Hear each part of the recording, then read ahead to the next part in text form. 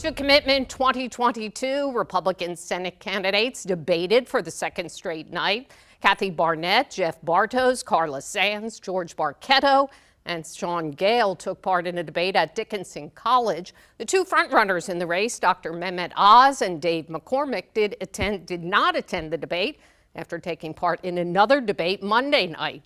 The candidates answered questions about election security, Ukraine, gun control, and abortion.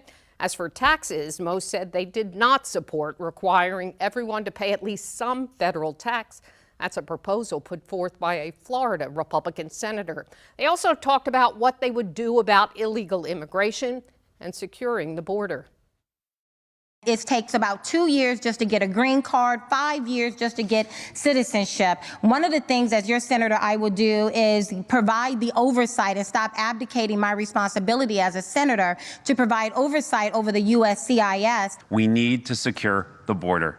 We need a secure southern border. We need an immigration policy that makes sense.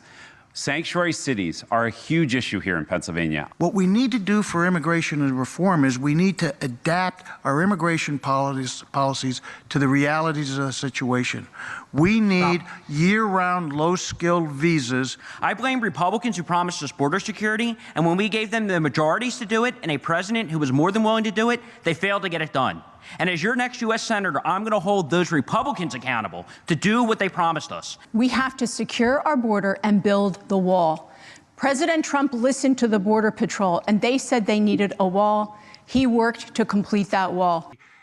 While Oz and McCormick were not at last night's debate, they were mentioned several times by the candidates who did attend, often criticized for not being there and for their ties to Pennsylvania.